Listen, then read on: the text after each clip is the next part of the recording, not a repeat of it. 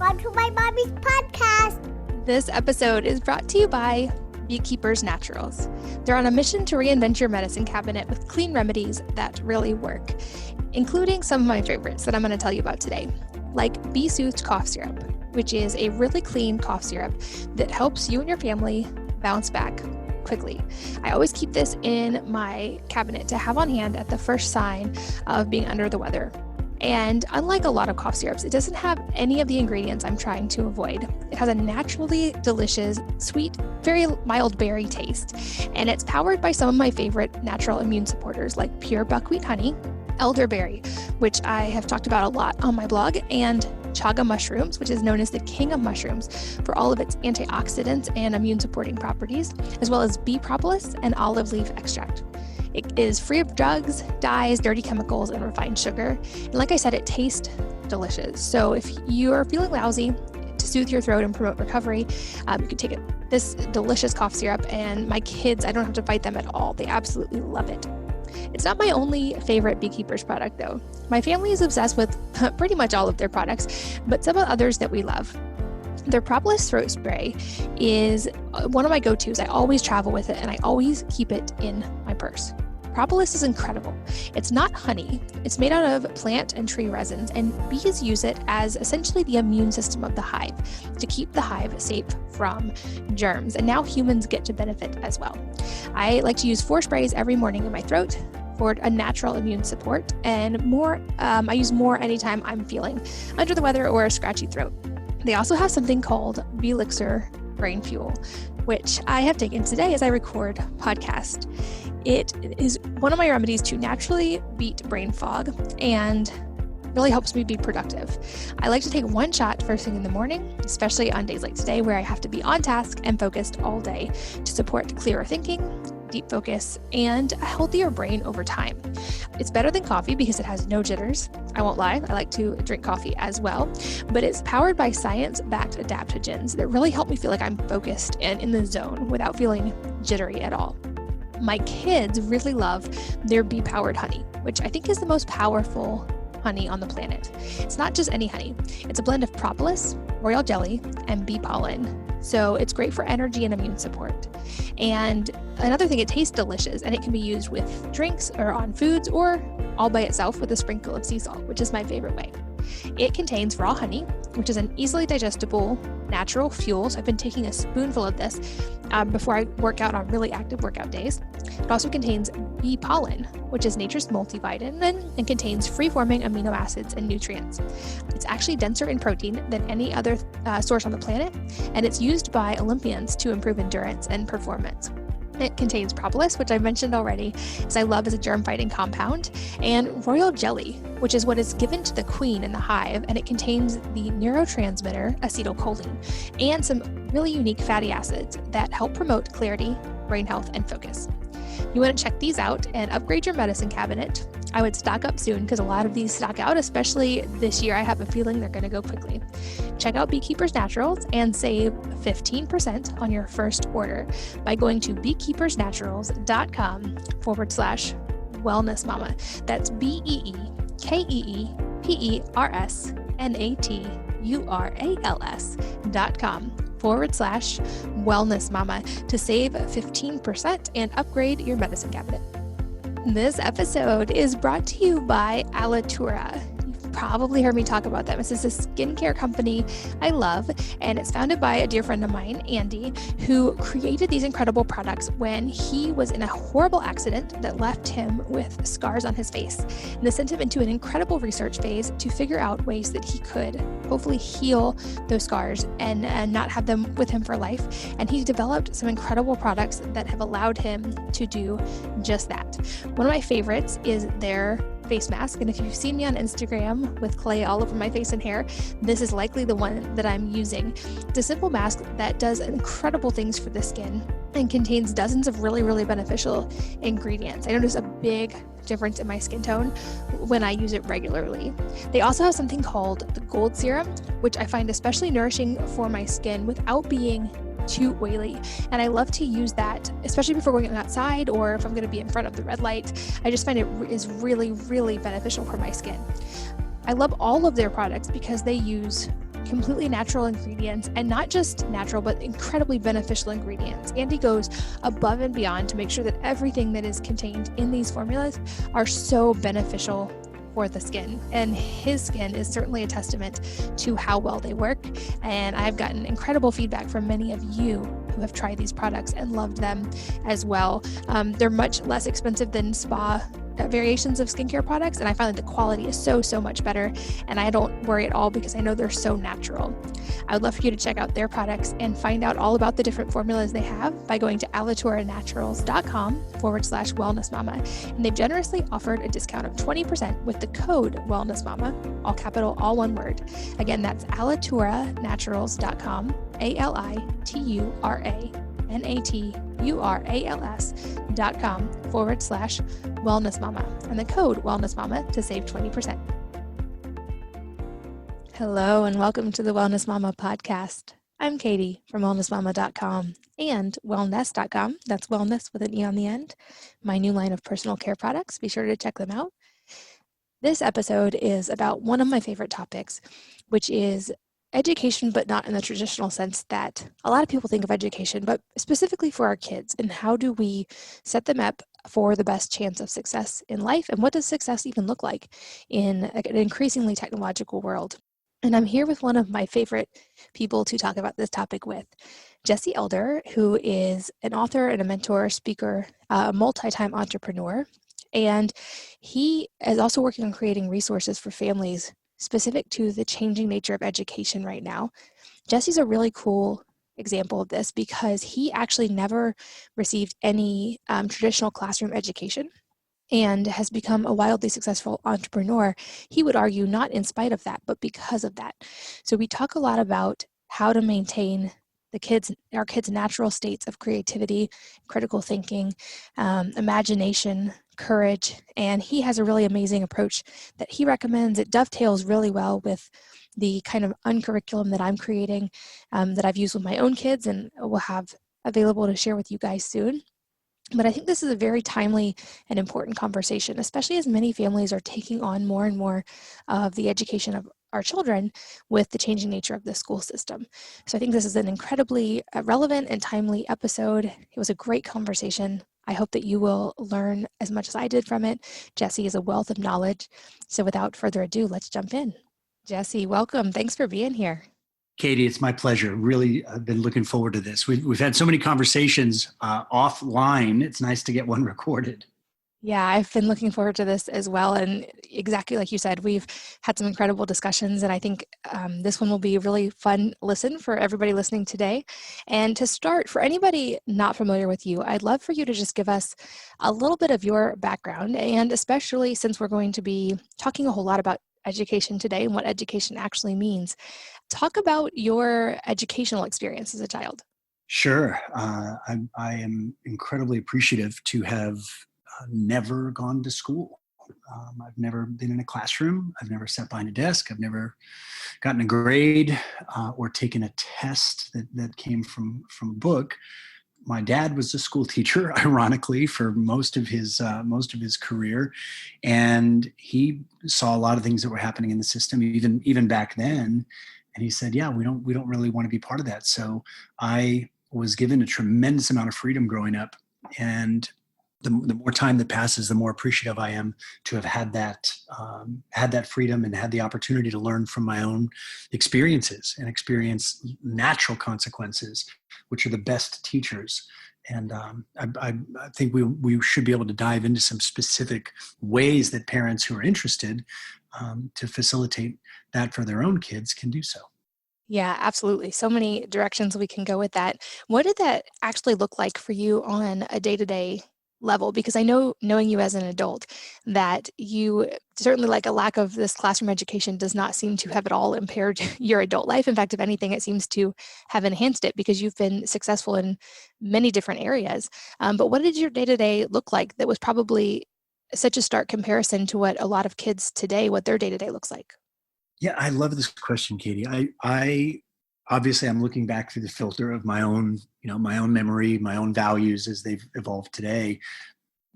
But I remember hours upon hours of getting to do whatever I was interested in. and very, very little structure.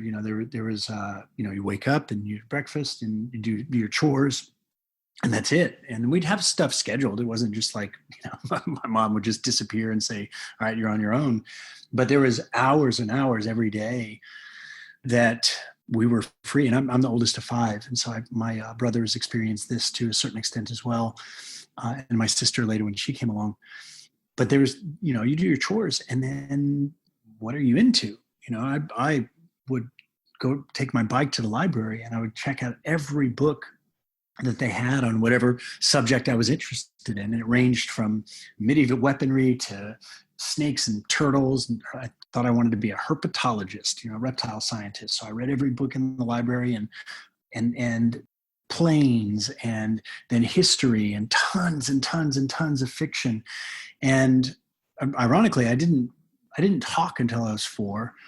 But according to my mom, my first words were, "Hand me my book, please." And so that was maybe a kind of a taste of things to come. And I read for hours a day. I loved it.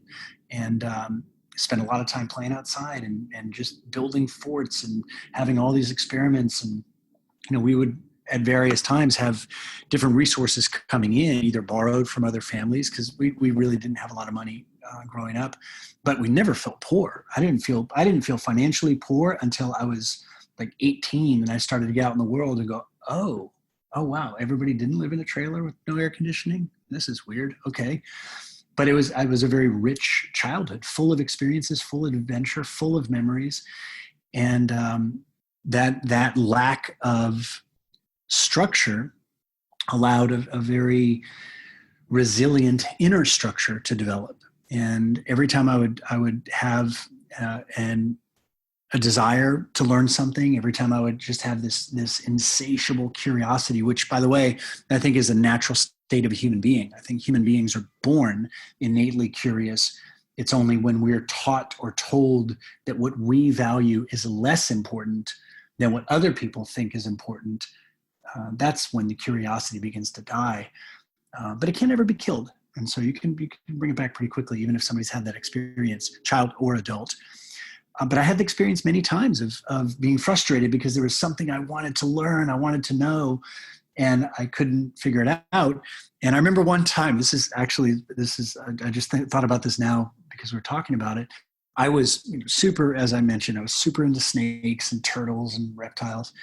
And I had seen a snake at the park, Brackenridge Park in San Antonio. And I saw the snake, and, of course, this is way before cell phones, so I couldn't take a picture of it, but I'm dying to know what kind of snake this is. And so none of my books say anything about it. And I have to talk to the zookeeper. That's my, like 8-9-year-old brain. I have to talk to the zookeeper. And I'm begging my mom, please, Mom, we have to go to the zoo. This is incredibly important. She's like, we're not going to the zoo today. You can figure it out. And I'm like, no, I need to go to the zoo. And she said, well, you can't go to the zoo today, so you're going to have to figure it out. And I said, well, I don't know how to figure it out. And she said, okay, well, I guess maybe you don't really want to know that badly then. No, Mom, you don't understand. I do want to know. Okay, then I'm sure you'll figure it out. And next thing you know, I've got the white pages out and I'm trying to figure out how to call the zoo. Then I find the zoo's number. Then I call the zoo, get the zookeeper on the phone, breathlessly explain what I saw. The zookeeper is very friendly, told me the kind of snake it was. It was a certain type of garter snake. And the feeling of not only relief, but of confidence and accomplishment. And that was the beginning of a very simple, but for me, life-changing understanding that there's nothing that you can't figure out, no problem you can't solve. There's no result you can't obtain if you really want it bad enough. And thanks to having experiences like that, not textbook lessons or videos, that lifestyle has continued to this day. I love that. We have a core idea in our house that we don't do anything for our kids that they're capable of doing themselves, with kind of the same idea in mind, is that we want them to be able to learn early just how capable they are, and to have to kind of sit with the discomfort of different things and learn how to solve those problems and learn how to have self-mastery and to work through a lot of that on their own. And I feel like one of the roadblocks a lot of parents maybe run into in today's world is this idea that seems relatively modern, that we need to entertain our kids or curate for them and kind of shape their experience, and that kids shouldn't be bored and they shouldn't have to, work too hard. And I see so many parents who are just completely stressed out driving kids to all of these activities and curating every moment of their lives. And then these kids don't get to have those kinds of experiences. Or thinking through my kids' lives right now, they have a lot of time to be bored and to learn things on their own. And we've got forts in the backyard. They built a foundry to melt aluminum to build armor for a Halloween costume. We've had my sons were shooting squirrels the other day to eat for dinner. The girls are learning gymnastics on their own in the front yard. Like, it's amazing. It's truly amazing what they can do, like you said, when you get out of their way. And I feel like there's like a psychology component there that somehow has shifted in the last generation or maybe 2 generations, with this idea that we need to constantly entertain our kids. So good, Katie. I'm smiling ear to ear as you're describing your kids, afternoon. It's so awesome that they get to follow their own intuition, inspiration, and all of that. And you opened up some great loops there. This is a recent phenomenon, and there's a couple of reasons for that from my experience. And for those of you that are listening to this, I mean, Katie and I have known each other for years now, and so I've hung out with you and Seth and all sorts of cool places on the world. But just for I guess, just for credibility, you're not like, who is this dude? One of my passions growing up was martial arts, and I ended up training, loving it, ended up teaching by the time I was 15, 16, 17 years old. And I knew this is what I wanted to do for the rest of my life. And so I started teaching full time. I competed, and it was just my life. By the time I was 23, I opened a school, and over the next 18 years, built up a very successful chain of martial arts schools, and ended up selling those a few years back. And so in the process of that, I worked literally with tens of thousands of kids, both directly in our schools as well as indirectly through other teachers that we were training in our certification program. So whatever I'm about to say is not just from, like my nostalgic childhood South Texas experience, but this is from having literally hundreds of hours of conversations with parents and teaching tens of thousands of classes. And so to your point, Katie, about boredom, so many parents have unresolved, unfulfilled sort of yearning for the childhood they wish they had. And many parents have a life, and this is going to sound harsh, but I mean this with love. Many parents, many humans are just living lives that they are not personally fulfilled and deeply thrilled with. And so this double whammy of, there's things growing up I wish I would have had that I didn't, coupled with, I really don't like the way things have gone for me in a certain, area. And so I want to make sure that doesn't happen for my child. I'm going to both give them everything I never had, as well as, make sure that they've got everything they need to have the best possible life. And obviously these are generalizations, but I've seen these patterns emerge over and over again. And this is a disaster, actually. A parent who feels the need to take away their child's boredom. Boredom is a prerequisite for brilliance, hands down, every single time.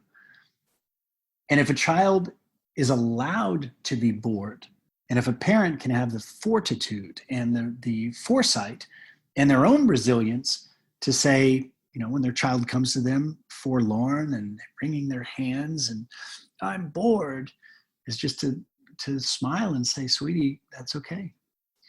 That's okay. You're allowed to be bored. You can choose to be bored. You can choose to be excited about something. You can choose to do whatever you like right now. Now I can just hear now some parents will be like, that's a disaster. Just let my child do whatever they want. Well, depending on the age of your child, you have such opportunity to shape their choices. I remember another very, very powerful experience that happened also when I was a kid. My dad came home from his job teaching one day, and he had all these books, and he just put all these books out on the table, on the kitchen table. And he called me in the kitchen and he said, Jesse, you can read whatever you like. These are all the books that you can read. You take your pick. read whatever you want. And he walked away. And I remember the feeling of like, I had just won the lottery or something. I just thought, no way, I can read whatever I want. This is amazing. And it wasn't until probably 20 years later that I realized how smart he was, what a wise thing that was, that he chose the choices. He selected the things that I was then able to choose from, but never told me what I had to do. And so it was very, very smart on his part. And my mom did the same kind of thing many times. And so if a child is bored, that's a fantastic sign that there's this restless creative energy. And so as a parent, if you are choosing the choices and you've got clear boundaries with your child, then they should be bored. They get to be bored so that they can use their imagination. And that's imagination and courage are really the only limits that a human being has in their life. Everything else is figure outable. But if you don't know something's possible, how can you be expected to do it? And if you don't have the self-trust and the confidence that comes from learning and making mistakes, then you're kind of screwed in that way. So let your child be bored. Let them say, I don't know what to do. Smile and say, honey, I'm sure that you'll figure it out because you are an absolute genius and I believe in you. And then let them have their experience. And that may include no screen time. It may include having a treasure hunt and hiding the iPad that they have to figure out where it is using critical thinking skills. So there's a lot of ways that we can do this. I love that you boil it down to imagination and courage. We had come up with similar representations of those same ideas when our oldest was approaching school age, and we started trying to evaluate what's going to best prepare him for success in life, which led to the question of, well, what is success in life? That's not just financial, certainly. What would we consider success for him as an adult for his happiness and all the things he might want in life? And then from there, what best prepares him for that? And we realized, we were looking at that point at school versus homeschooling and realized none of the available options really seem to prepare kids for an increasingly technological future. There's certainly been much talk about how rapidly changing everything is and what life will look like when our kids reach adulthood. And so it led us to the question of, well, what does prepare kids for that type of a future? And we came to a similar conclusion: is they need curiosity and creativity and critical thinking skills, the ability to learn things quickly, but also things like self-sufficiency and self-mastery. And I hear from a lot of employers who struggle to find people who have these basic skills now. And I feel like that's another important point. And I know you and I have talked about this off the line before, but kind of the difference of this, like, what is traditional school actually preparing kids for, and what do we want to do differently to prepare them for a different type of future? And I think you have talked about the container theory versus the conduit theory before. Can you explain that? Yeah, absolutely. Yeah, and this is such an important conversation. I mean, the future is increasingly technological, and at the same time, the leaders have always been those who are innovative enough to see a vision and to mobilize other people's time and talent and energy. And these are the entrepreneurs, and these are the creators and the inventors and the artists. And there's always going to be a place for doers and for coders and for makers and for people who are programmers and people who are going to be doing the technical pieces. But the far greater opportunity lies in innovation. And that's what this I won't even say alternative approach to education. This is the original approach to education. This is what education has been for thousands and thousands and thousands of years, and even before human recorded history. This is how nature teaches its young. And so it's only in the last 150 years that we've had this sort of standardized, centralized education, which is not designed to empower. It's not designed to teach creativity. It's actually designed to teach conformity. It's designed to teach fitting in. It's designed to teach scarcity and competition. And there's a lot of opportunity that a parent has to create experiences for your child so that they can, first and foremost, get to know who they are, and then develop confidence in their abilities, confidence and trust in themselves. And these are the things that, I mean, I'll be 47 in a month, and I'm still feel like I'm just getting started on this journey of self-discovery and self-mastery. So the container versus conduit theory is sort of at the heart of many parents and many teachers' educational dilemmas. And I want to say quickly that while I don't believe that the school system is a benevolent or beneficial thing, most teachers that I've met are unbelievably great human beings. Like, they're just good people. They get into teaching because they care, because they want to see kids succeed. And then unfortunately they enter a system which doesn't allow them a lot of freedom and a lot of power to be able to do that. So they kind of hang on, caught between a rock and a hard place. But this idea of container versus conduit theory, the predominant view of a child, which is very influenced by some of the original Western psychological thinkers, like Sigmund Freud, for example, the view of a child, of a human being, is that they are born somehow inherently flawed. There's something wrong with them. They're deficient, and they need to be taught how to be sufficient. They need to be taught how to not fail. They need to be told and conditioned and preached to and programmed so that they end up being successful and able to be a productive member of society.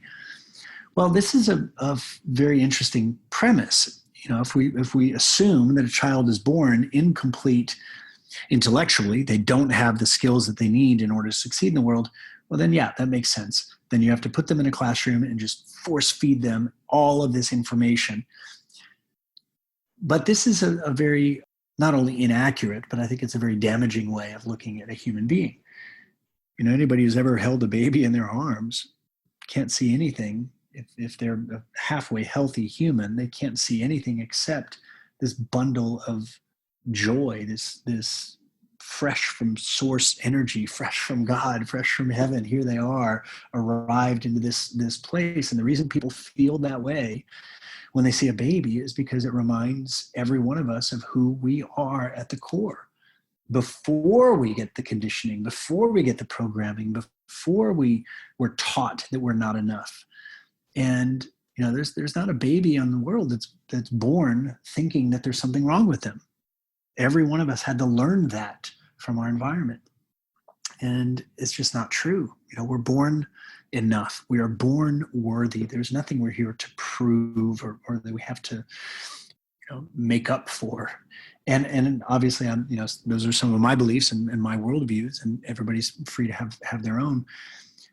But if we, instead of looking at ourselves as a container that was empty, that needed to be filled up with the right information according to the experts, whoever they are, instead of that, what if we just saw ourselves as these sort of conduits?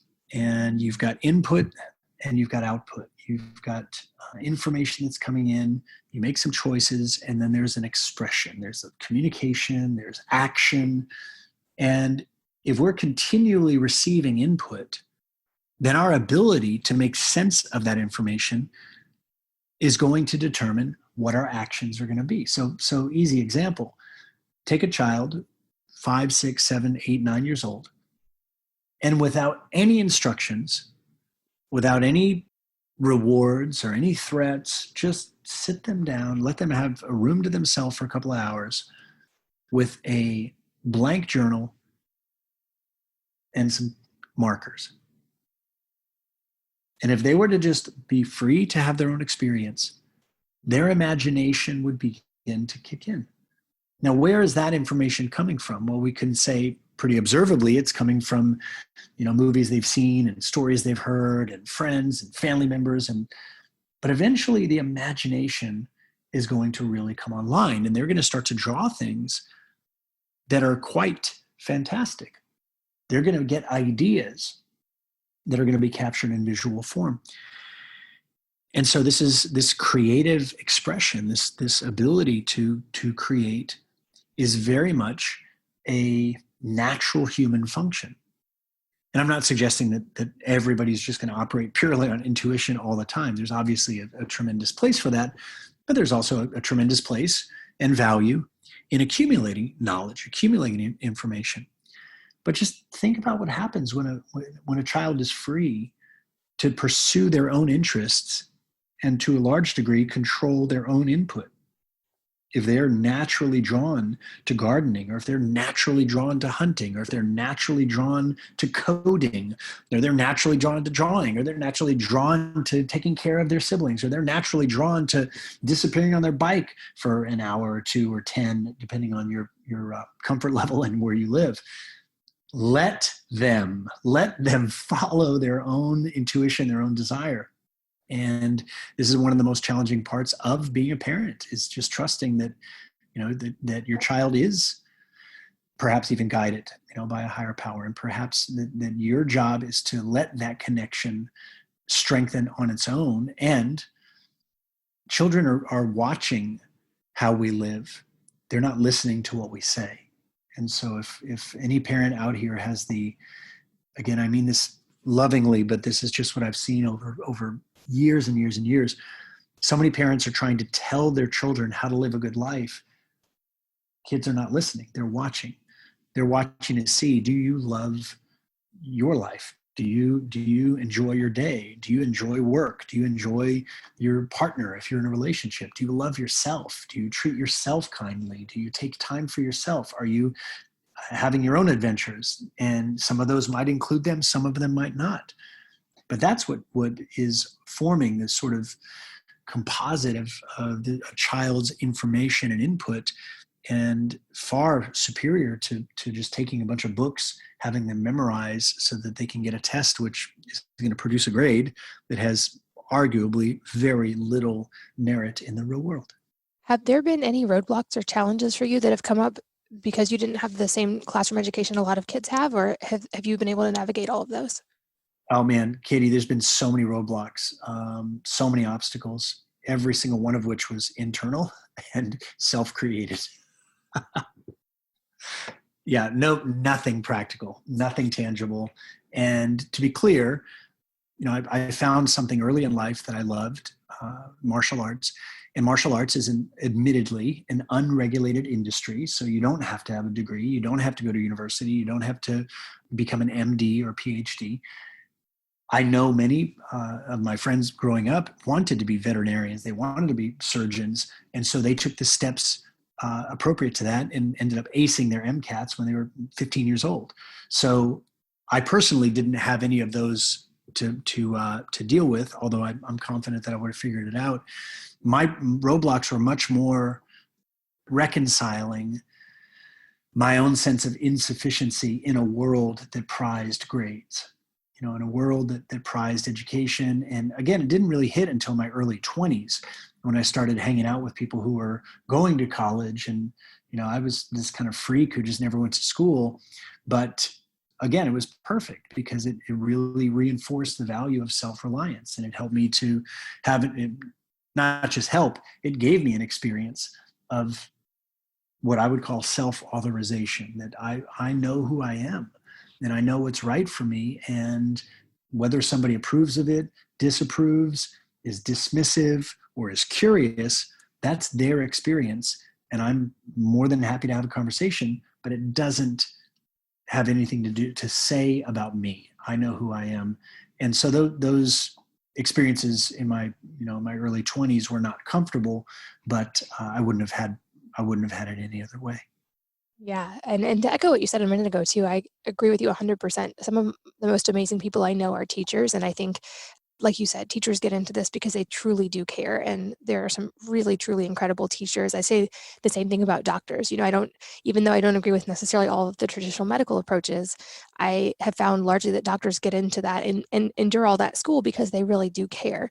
So I love that you brought that up. I never want to speak badly about teachers, but I also agree that there are some really deep-seated problems with the education system. And I feel like parents, even if they start recognizing that, might still have this kind of inner fear that their kids are going to be missing out on something by not having a traditional education in the way that it's set up right now. And certainly the one that comes up even for homeschoolers is the socialization aspect. And then, our kids aren't getting enough social interaction, which, knowing you as an adult and knowing many other homeschoolers now as adults, I find actually really laughable. But I'm curious your take on that. It is kind of comical. I mean, every homeschooling friend that I have who's an adult, most of them are entrepreneurs. Many of them have incredibly deep connections, not only with friends and family, but with global audiences. And so, it is kind of laughable that, the thing that seemed like such a horrible thing actually turned out to be great. A couple of other little loops that we can go down here. The educational system, and I've heard this from many parents, and it wasn't really only until a couple of years ago that I realized what I would say the truth is. But I've heard from many parents, and I used to think myself, that the school system is broken. There's something wrong with the system. And I was determined to change the system from the inside out. I was going to go work with these teachers, and we're going to bring in this life skills program that we taught in our martial arts schools, and we're going to help these kids to be successful. And over time, I began to realize that a system is only broken if it doesn't perform the function that it was designed for. I'm on a laptop right now. You're on a computer there, presumably. And if the connection wasn't good or Zoom wasn't working, then we could say, oh, the system's broken because it's not doing what it's designed for. But I began to realize that the school system was actually not designed with education as its primary goal. And I've seen this over and over and over again. If we really look at education, not institutions, not the buildings and the textbooks and the teachers unions and the PTA, and we're not talking about the institution of education. We're talking about the phenomenon of education. We're talking about the uniquely human ability to learn something that is not a requirement for survival. I mean, let's just think about that. What a miracle it is that human beings are the only species, at least that we know of, that can learn things that have nothing to do with passing on your genes or surviving another day. Every other thing in nature operates according to preset lines of instinct. And yes, we can say, well, chimpanzees, they will play with each other, and dolphins will, blow bubbles at a pufferfish until it spits off poison, and teenage dolphins will actually huff the poison of the pufferfish to get high. This is a documented fact. But they're not out inventing things. They just are beautiful, fantastic beasts, beautiful animals, obviously intelligent in ways that we aren't, but they're still operating along lines of instinct. Humans are not. Humans have this incredible thing called imagination. And we can envision things that do not exist. And then we make them, we build them. And so the process of education, not bureaucracy and not the institution of education, but the phenomenon of education, the natural phenomenon. Educa is the root of the word educate, one of the roots, and it means to draw forth from within. And so there is an innate desire, an innate calling. You might even say it's a unique frequency that every human being has. And it is unique to them. Everybody has abilities which are very special to them. And every human being is uniquely abled, and every human being is uniquely disabled. Everybody has things that they're great at, and everybody has things that they just are never going to be great at, and they shouldn't even try. There's enough of us on this planet to all help each other out and do so for fair exchange. And the process of education is actually the process of discerning one's own desires, following one's own impulses of curiosity and intrigue and the natural tendency to want to know more, and allowing oneself to not only have that experience, but if you're a parent, to encourage that in your child. And along the way, if you're concerned that they're not getting enough social time in, well, there's something else that is worth looking at here. If a child simply likes to spend time by themselves, what's wrong with that? And if they have anxiety around other people, then that's understandable. And we've all, probably experienced that in one way, shape, or form. But these are not afflictions. And so it takes a very strong parent to break free from the social norms, to worrying about what other parents are going to say, or worrying about the judgment that they might pass upon themselves if something bad happens and their child doesn't grow up healthy. But your child is here on their own unique journey.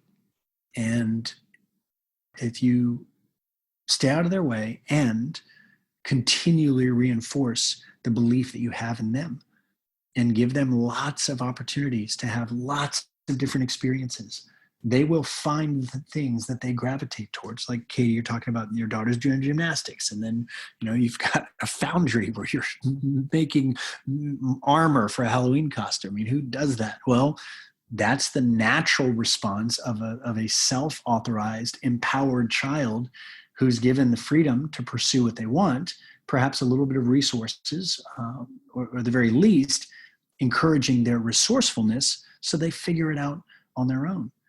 And I'll pause there because I know that there's some other loops that will go down here. Yeah, I love that. I think that's a really hard thing to realize is like you said, the school system is doing what it was designed to do. And maybe it's time for our kids' sake that we reevaluate that approach. This episode is brought to you by Beekeepers Naturals. They're on a mission to reinvent your medicine cabinet with clean remedies that really work, including some of my favorites that I'm going to tell you about today, like Soothed cough syrup, which is a really clean cough syrup that helps you and your family bounce back quickly. I always keep this in my cabinet to have on hand at the first sign of being under the weather. And unlike a lot of cough syrups, it doesn't have any of the ingredients I'm trying to avoid. It has a naturally delicious, sweet, very mild berry taste. And it's powered by some of my favorite natural immune supporters like pure buckwheat honey, elderberry, which I have talked about a lot on my blog, and chaga mushrooms, which is known as the king of mushrooms for all of its antioxidants and immune supporting properties, as well as bee propolis and olive leaf extract.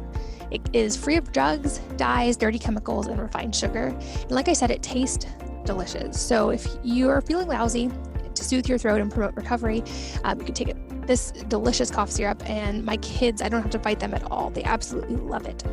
It's not my only favorite Beekeepers product though. My family is obsessed with pretty much all of their products, but some of the others that we love. Their Propolis throat spray is one of my go-tos. I always travel with it, and I always keep it in my purse. Propolis is incredible. It's not honey. It's made out of plant and tree resins, and bees use it as essentially the immune system of the hive to keep the hive safe from germs. And now humans get to benefit as well.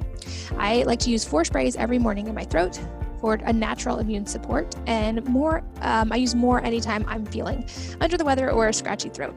They also have something called Belixir Brain Fuel, which I have taken today as I record podcast. It is one of my remedies to naturally beat brain fog and really helps me be productive. I like to take 1 shot first thing in the morning, especially on days like today where I have to be on task and focused all day to support clearer thinking, deep focus, and a healthier brain over time. It's better than coffee because it has no jitters. I won't lie, I like to drink coffee as well, but it's powered by science-backed adaptogens that really help me feel like I'm focused and in the zone without feeling jittery at all. My kids really love their bee-powered honey, which I think is the most powerful honey on the planet. It's not just any honey. It's a blend of propolis, royal jelly, and bee pollen. So it's great for energy and immune support. And another thing, it tastes delicious, and it can be used with drinks or on foods or all by itself with a sprinkle of sea salt, which is my favorite way. It contains raw honey, which is an easily digestible natural fuel. So I've been taking a spoonful of this before I work out on really active workout days. It also contains bee pollen, which is nature's multivitamin and contains free-forming amino acids and nutrients. It's actually denser in protein than any other source on the planet, and it's used by Olympians to improve endurance and performance. It contains propolis, which I mentioned already, as I love as a germ-fighting compound, and royal jelly, which is what is given to the queen in the hive, and it contains the neurotransmitter acetylcholine and some really unique fatty acids that help promote clarity, brain health, and focus. You want to check these out and upgrade your medicine cabinet I would stock up soon because a lot of these stock out, especially this year. I have a feeling they're going to go quickly. Check out Beekeepers Naturals and save 15% on your first order by going to beekeepersnaturals.com/wellness mama. That's BEEKEEPERSNATURALS.com/wellness mama to save 15% and upgrade your medicine cabinet. This episode is brought to you by Alatura. You've probably heard me talk about them. This is a skincare company I love, and it's founded by a dear friend of mine, Andy, who created these incredible products when he was in a horrible accident that left him with scars on his face. And this sent him into an incredible research phase to figure out ways that he could hopefully heal those scars and not have them with him for life. And he's developed some incredible products that have allowed him to do just that. One of my favorites is their face mask. And if you've seen me on Instagram with clay all over my face and hair, this is likely the one that I'm using. It's a simple mask that does incredible things for the skin and contains dozens of really, really beneficial ingredients. I notice a big difference in my skin tone when I use it regularly. They also have something called the gold serum, which I find especially nourishing for my skin without being too oily. And I love to use that, especially before going outside or if I'm going to be in front of the red light. I just find it is really, really beneficial for my skin.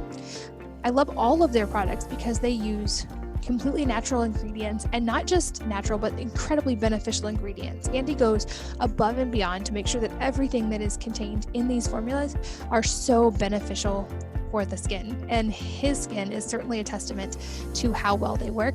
And I've gotten incredible feedback from many of you who have tried these products and loved them as well. They're much less expensive than spa variations of skincare products, and I find that the quality is so much better, and I don't worry at all because I know they're so natural. I would love for you to check out their products and find out all about the different formulas they have by going to alaturanaturals.com/wellness mama. And they've generously offered a discount of 20% with the code wellness mama, all capital, all one word. Again, that's alaturanaturals.com, alaturanaturals.com/wellness mama, and the code wellness mama to save 20%. We came to a similar conclusion with our kids when I mentioned with our son, when we were trying to figure out what was going to be the best approach for him. And I ended up essentially throwing out all of the traditional approaches to schooling and developing our own loosely termed curriculum that we felt like would better preserve those innate skills that you mentioned that kids have, like that imagination and creativity and critical thinking, and they are natural question askers. They're brilliant at it. And I realized in researching that and trying to create a curriculum that was focused on those things and skills up versus just knowledge down, like you said, instead of throwing knowledge at them, basically how do we enhance these things that they already have, and at the very least not squash them. And I realized, people doubt, like, can they really learn that well without a traditional education? And I came across so many examples, from Einstein to Rockefeller to Michael Faraday and Thomas Edison and Leonardo da Vinci and Milton Hershey and Abe Lincoln, literally across the board, people who succeeded with very little classroom education and certainly no college education. And people look at those examples and say, oh, wow, how amazing that they succeeded despite not having college education or formal education at all. And my challenge is, no, I think they succeeded because of that, because they got to maintain those skills. And I developed this, again, loosely termed curriculum, because it's not that, with the idea that hopefully sometime down the road, I would be able to share it with other families, especially as other school approaches and educational approaches might become more widely accepted. But I figured I had at least probably a decade before we could reach that point.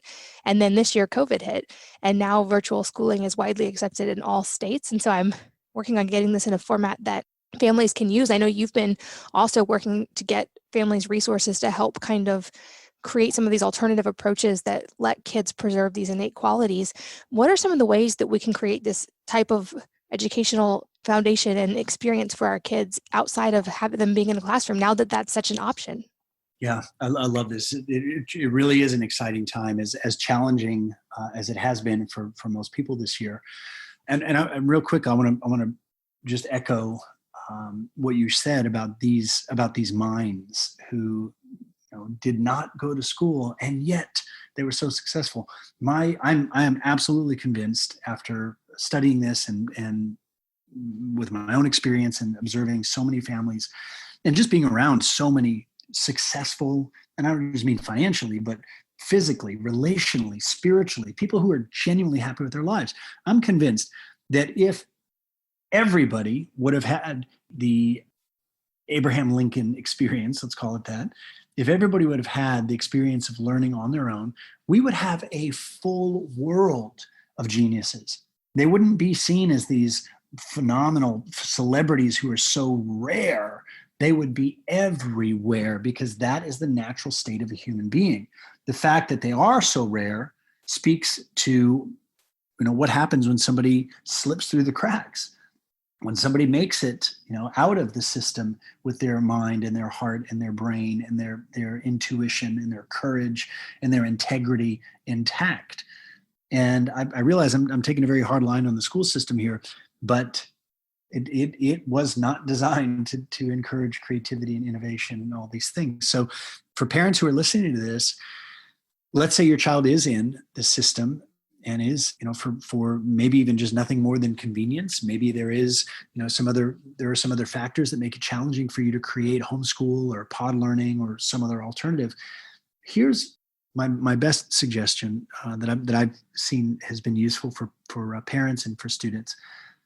Be involved in how your child feels about school and ask them, what was the hardest part of your day today? Ask them, what was the best part of your day today? And a very interesting question, it depends on the level of communication that you and your child have, but a very interesting question to ask them is to say, when during the day did you feel most like you? And just observe what they tell you, and without guiding, without trying to steer the conversation, just let them have their own experience. And if you make this a sort of practice, sort of ritual, and just be involved at the level of conversation, you'll start to see patterns. You'll start to see what they're having a hard time with. You'll start to see where they're succeeding, where they're excelling. If there are things that they're interested in, see what you can do in your extra time to give them additional exposure to those things. Maybe there are, forget about watching YouTube videos on science projects. Go do some science projects. Or better yet, just give them a bunch of ingredients and stay out of their way and let them have their own experience, assuming it's relatively safe. Now, if somebody is if you're a family or you're a parent and you are actively homeschooling, or you're looking at pod learning or something along those lines, it's very powerful to be curious about what your child is learning without projecting your thoughts about the future. So, for example, your child is struggling with algebra, they're having a hard time with math. Maybe you have a story, or maybe you have some legitimate experience in your life, that you had a hard time with that and it made it harder later on when you took your SATs, and then that made it harder to get into school. Well, that was your experience. Let them have their experience. And at the heart of all of this is a question that you can always ask your child. For that matter, we should all ask ourselves, and that is, what do you want? If your child's frustrated because they're not fitting in, if they're frustrated because they feel like they're not cool, if they're frustrated because they like that cute boy or girl and they don't know if that person's going to like them back, it just comes back to that question, what do you want? What do you want? What do you want? And a child who is consistently asked this question becomes so confident, so sure of themselves, because this is exactly opposite from what the rest of the world is telling us. The world tells us that what we want doesn't matter, that we have to get other people to do what we want so that we can have what we want. And it's all about controlling other people's choice, other people's voice, other people's opinion. But really, if we just tap into what do we want? How do we want our life to look? And if we ask that of our kids, and if we ask that of children, what do you want? They will stay connected to that inner signal. They'll stay connected to their heart. They'll stay connected to that childlike innocence that powers curiosity for life. And Katie, the curriculum that you've created, and again, I know curriculum is just sort of like a placeholder word because it's much more of a set of experiences, and that's what's amazing about it. But what you're creating is a whole set of opportunities for children to be fully, powerfully human, which means curious, which means innovative, which means learning from mistakes, which means making lots of mistakes, but not taking those mistakes personally. And if more people just made more mistakes without taking it so personally, they would have a lot more fun in life. They would be a lot smarter, a lot more resilient. But this whole idea of failure, which is, again, reinforced so heavily in the classroom, is very damaging to the human soul. I agree. And yeah, to your point, it's like you said, the system is not broken. We need a new one. And we have the opportunity as families to create these learning environments at home without it being stressful. And honestly, in creating the curriculum, I should call it a non-curriculum actually, but that I'm working on for families, is a lot of it is into addressing the parents and kind of untraining this need to have the kids sit down and do bookwork all day, and to help them really understand many of these things that we've talked about is that you can do so much less. In fact, not only can you, but you should, and you can let go of the guilt of that, because it highlights all of these things that kids naturally do. And like you said, getting out of their way. We're big on getting out of their way, but then giving them access to any tools for learning that they need to pursue their interest. So now with technology, of course, so many of those things are available on the internet, but also things like libraries or the supplies to build things like foundries, or to be able to cut down trees and build forts, or whatever it may be, giving them the tools to dive in and pursue these things and to find out what they love and what they want to do and what they're confident at. It's been a beautiful process to watch. I'm really excited to see as they get older. And one thing we also do with our kids, I've talked a little bit about before on here, is that as they approach the age that would traditionally be considered high school age, instead of bookwork and testing and all of that, we create an entrepreneur incubator for them. And we have this agreement with them that they have to have a profitable business before they can have a phone that's their own or drive a car, because we feel like running a business actually gives you a lot of the skills that illustrate that you're responsible enough to do those things. And so we work with them to create a business that provides some kind of value either in our community or online. Doesn't have to be wildly successful, but it has to be profitable, because that shows us that they have the responsibility and consistency to manage that they have been able to see and find problems for someone else and provide value by solving that. And that's been my favorite part so far of all of this with them, is getting to see their entrepreneurial minds turn on and them start to create these business ideas. And I know you naturally became an entrepreneur now in various different areas, probably because of all that creativity that you were infused with and didn't lose. It is so well said. And I love what you're creating. And it really is a template for not just success, but for so much contribution in the world, because your kids, what they're developing as a normal thing for them will affect so many other people. If they choose to have families of their own, then that will create even greater, that experience set will just sort of propagate. And for anybody who's experienced what it's like to build a business and to see something that you care about help someone else, and to have them appreciate that help to the level that they're willing to make an investment and buy a product, buy a service, whatever it is. And then you get to use that money to fulfill other goals. I mean, this is just, it's such a healthy way for humans to live. And there are so many multiplying opportunities, like this whole pod learning thing, which is expanding like crazy right now. There's so many, almost every day I see stats on another state where attendance is down like 4% in New Hampshire, 9% in Massachusetts, I think 6% in Texas. And these public school enrollments are just dropping like crazy. And I think it's one of the best things to come out of COVID. And, the fact that parents, and it might not feel like the best thing yet, but it's forcing all sorts of solutions to come in. And, we're building a platform that will connect parents and teachers directly. And so it's the Uber of education. And we don't have to deal with the school system. You can get the exact level of facilitation. If you value structure and you think that it is important for your child and they do better with structure, then you'll find a teacher who has that same exact value. If you value freedom, massive amounts of freedom, you'll find a teacher who also matches that value. And so we're working on building this platform, and in the very near future, you'll be able to just go online, fill out a profile, and find the exact teacher for you. And then you may have the best of both worlds. Then we'll have the wellness mama experiential educational approach that you'll be able to then have a teacher facilitating that with your child and 4 or 5 other families. And you still have your time to work, to maybe grow your own business, to live your own life, and know that your child is getting really the best of all worlds. So very, very exciting time that we're in.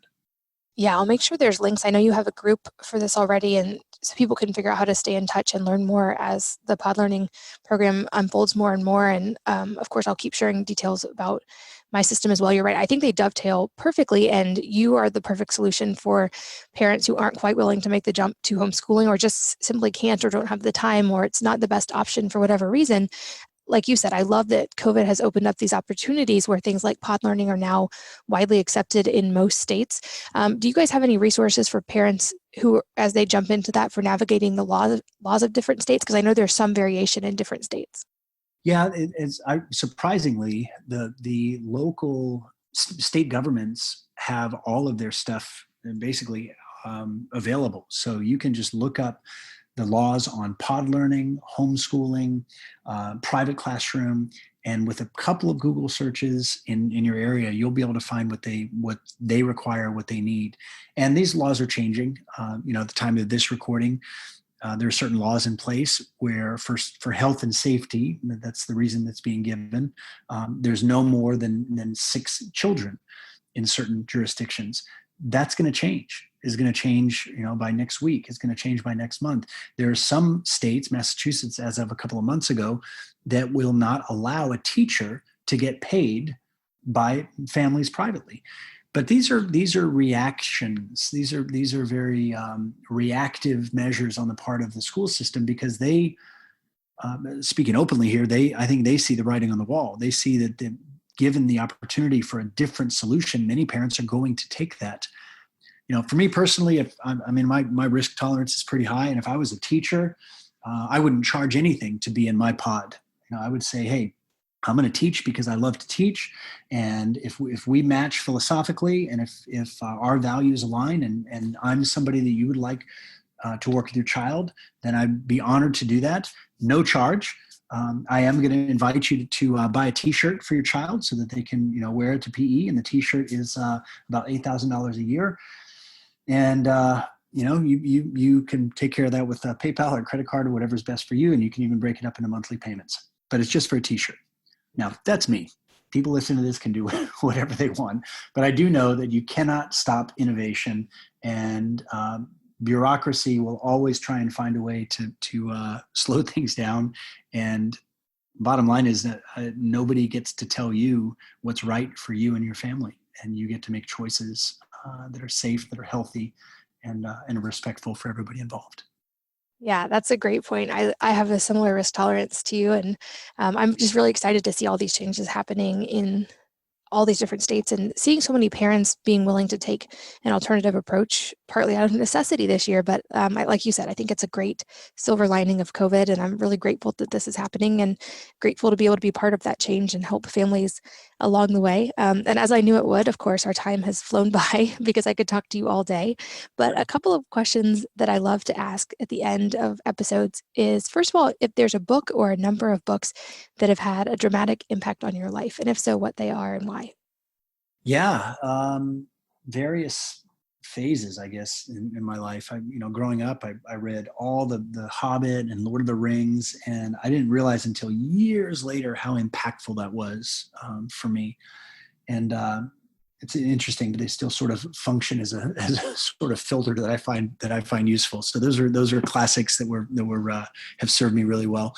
In terms of understanding the world and seeing how life sort of works. I read a book called The Sovereign Individual when I was in my mid-20s, and it really, really affected me. It took me about a year to dive into, but it was very powerful in understanding economics and politics from a very different perspective. And then somebody recommended the Fountainhead, which I got into also in my probably late 20s. And that was very, very instrumental. And then it kind of got me studying some of Ayn Rand.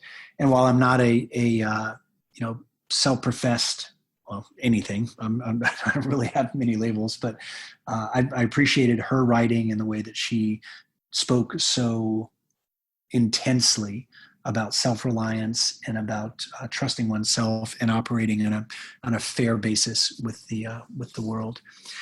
For parents who are interested in some of these educational concepts, a great author named John Taylor Gatto is somebody I came across a couple of years ago. Also, amazing guy. He was a teacher in the school system for I think almost 30 years in New York, and ended up writing a ton of books about the system. And he's been very influential on my thinking. And then let's see, on the woo side, Abraham Hicks is always an interesting listen or read. I think my mom turned me on to them a couple of years ago. I was like, what is this? This is ridiculous. Channeling? I don't think so. I was like, well, let me just listen to it, see if it makes sense. And I found some interesting things there. So I could continue, but I think that's a pretty good cross section. That's a great list, including some new ones that have not been mentioned before. So I'll put all those links at wellnessmama.fm, along with links people can find you and more about the Pod Learning Group. Any other places online that people can find you and follow you and keep learning from you? Best place is social. I'm pretty active on Facebook and Instagram. Facebook is just facebook.com/Jesse Elder Live or Time Piercer /Time Piercer. And then on Instagram is Jesse Elder Live, JESSEELDER Live. I have a website, which is from time to time updated. So jesseelder.com. It may or may not be completely up to speed. I tend to just really dive in and engage on social, and that's a great place to stay connected. Awesome. Well, I will put all of those links there. And I have a feeling this will be a continuing, developing, changing part of society for the next several years at least. So I think we might have to do another round. I would love that. I would absolutely love that. It'd be an honor. Awesome. Well, thank you so much, Jesse, for your time today. This was a blast. My pleasure. Thank you, Katie. And thank you, as always, for listening, for sharing your most valuable resource, your time with both of us today. We're so grateful that you did. And I hope that you will join me again on the next episode of the Wellness Mama podcast. If you're enjoying these interviews, would you please take 2 minutes to leave a rating or review on iTunes for me? Doing this helps more people to find the podcast, which means even more moms and families can benefit from the information. I really appreciate your time, and thanks as always for listening.